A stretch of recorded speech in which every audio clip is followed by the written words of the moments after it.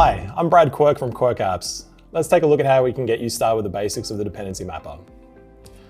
I have the tool in front of me here, and we haven't configured anything just yet, but you can see we've structured this app into 4 key sections.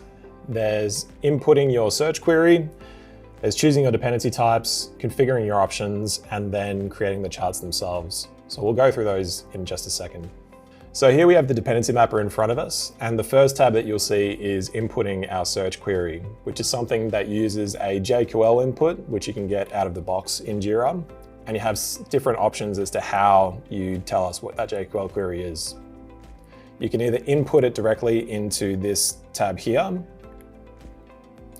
or you can use a pre-existing Jira filter that you've configured earlier, of which we have several.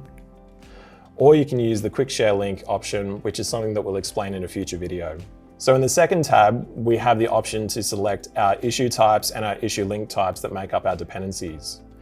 What you have in your instance will be very different from what you see in my demo instance. And the Dependency Mapper will always make sure that we only include what is relevant to you as the customer.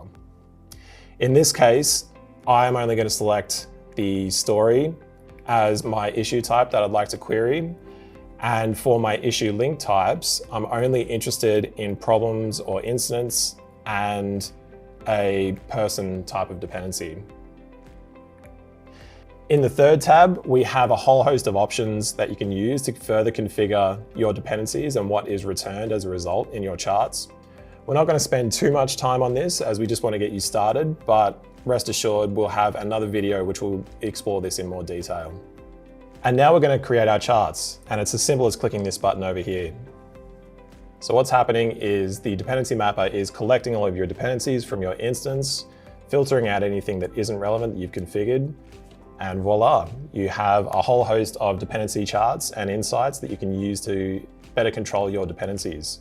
And there you have it. That's how you get started with the Dependency Mapper for Jira app. Thank you for watching, and in future videos, we'll be looking at each one of these tabs in more depth and making sure that you can get control of your dependencies. Thank you.